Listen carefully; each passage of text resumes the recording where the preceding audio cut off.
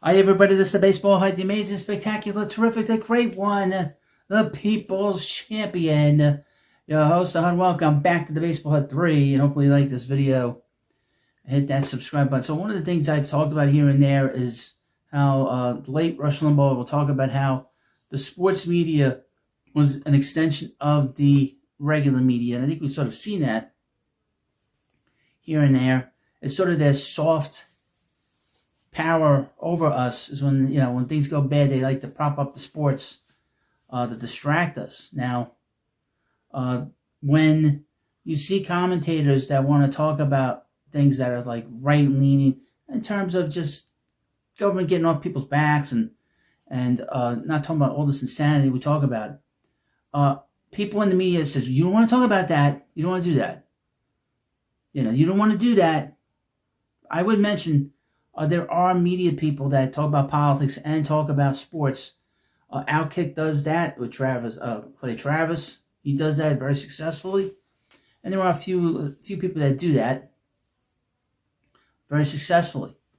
But you got to integrate it. You can't be sort of dropping on the audience, I suppose. But when you bring in the right-wing kind of, less government, it riles up the media, and they get all uptight because they're all left-wing communists, quite frankly.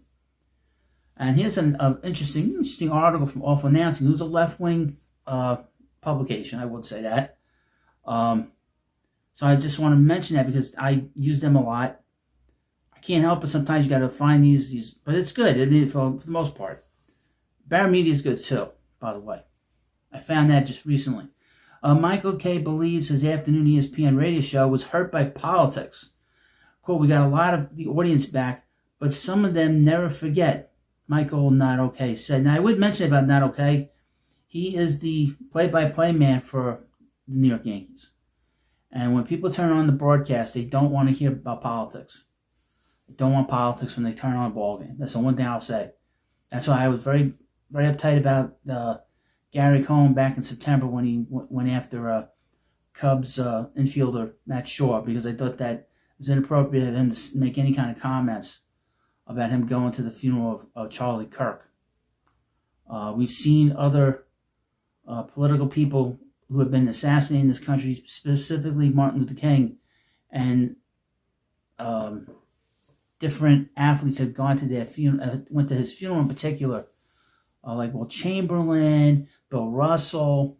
Those guys went, and there was not this kerfluffle, and you're acting like, well, anyway, whatever. You read you the thing from Michael K. As Michael Not Okay watches Stephen A. Smith venture further into the political spectrum, he can attest to that path coming with risk. But the difference between Not Okay and Stephen A. Smith is Stephen A. Smith is a higher energy guy, and he's not fighting with everything that moves. He does fight with people, but not to the point that Not Okay does.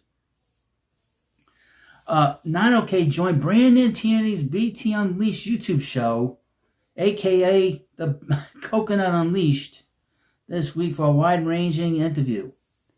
And when Tierney asked about Smith's political interests, Not Okay said ESPN's $100 million talent is fraught with peril. Now, he has been critical over the last couple of days about Smith's political interests. Stephen A. Smith doesn't know anything about politics, okay? I've seen him on Sean Hannity's show. He's got no idea. He doesn't know what he's talking about. So if he's going to go into that realm, he's going to run for any kind of office, he's going to be over his head. I mean, I don't think he knows enough in terms of the politics, especially the minutia of some politicians. Particularly, I just use him as an example, Donald Trump. He knows a lot about a lot of stuff. He can talk about a wide range of things. I don't think Stephen A. Smith is, I'm not saying he's in a negative way, but he's not learned enough to do that. Quote, this is from Michael Not Okay. When our show in the afternoon took a downturn, it was right around COVID, Case said, of the Michael K. show with Don LaGreca and Peter Rosenberg. And the three of us got very, very political. People don't like that, especially in talk radio. Peter is very, very liberal. He doesn't hide it.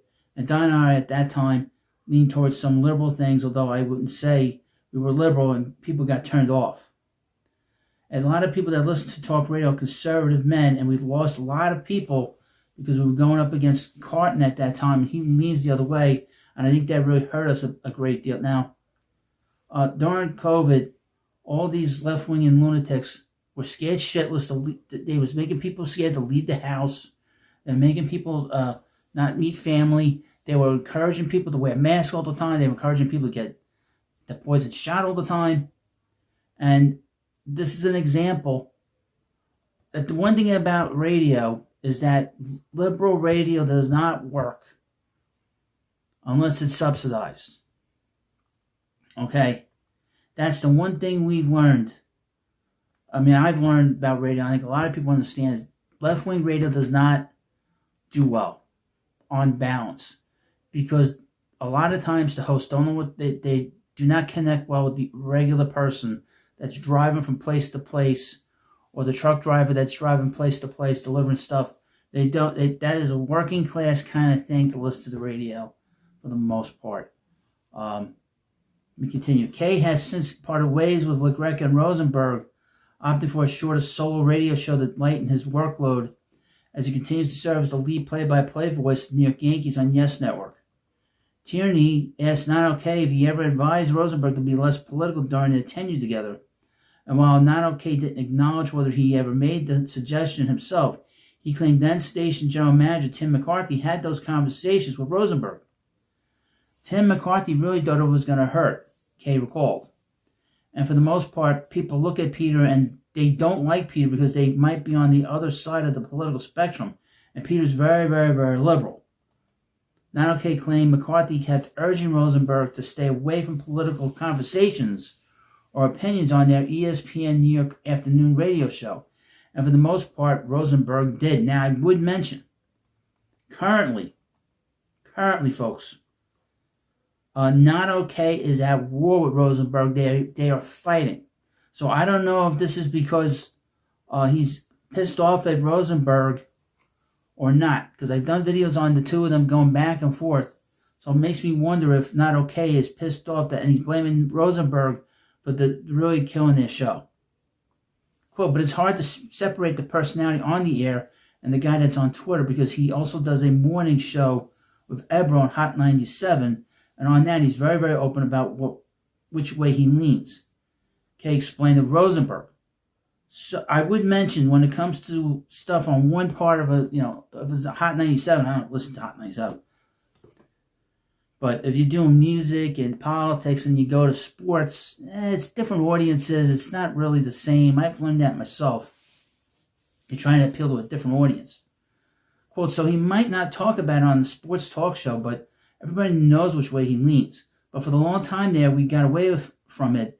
We got a lot of the audience back, but some of them never forget. So he basically blamed Rosenberg for losing part of his audience. The Michael Not Okay show reached a point where it was beating WFN's afternoon show ratings consistently in 2019 and early 2000. But when Craig Carton, the icon, returned for his first tenure in afternoons, which occurred during the height of COVID-19, WFN regained the lead and hasn't looked back aside from one loss in the fall of 2021. Whatever listeners the Michael K show may have lost because of Rosenberg's political leanings at any point during his tenure in afternoons on ESPN New York, it's fair to argue he made up for it with gains by reaching a new audience. Rosenberg's addition to the Michael Not Okay show remains about as important to its history as when they replaced Mike Francesa on the Yes Network. Now, the thing is, and of course Michael Not Okay went on the Yes Network too, but the thing is, again, talk radio is a right-leaning venue, okay? Left-wingers, first of all, people can't, people that are working class and just have the radio on, that drive and work back and forth and going home and stuff, they don't want to listen to nonsense about non-binary bullshit, They don't want to be lectured about, and you're a bad person because you don't want to take some shot that's not been tested. We can go on and on about this. But the point being is that overall, because Michael Not Okay is not okay, and he's still pissed off for whatever reason at Peter Rosenberg, he is blaming Rosenberg for basically killing the show, hurting the show. And the fact of the matter is, ESPN got sold. ESPN Radio in New York got sold to the people that run WFAN. So whatever happened, he's blaming them. He's blaming Peter Rosenberg for this show not doing well as it had. Isn't that interesting? He said it without saying it. I figured it out because I've done videos on him, and they are fighting. They're at war. And this will be interesting to see how this what the fallout will be for this, because there will be a response from Peter Rosenberg, and then Michael Not Okay will have a response as well. Well, you let me know what you think about this video, and of course, please subscribe to the Baseball Hut 3. Thanks for watching, and I'll see you later.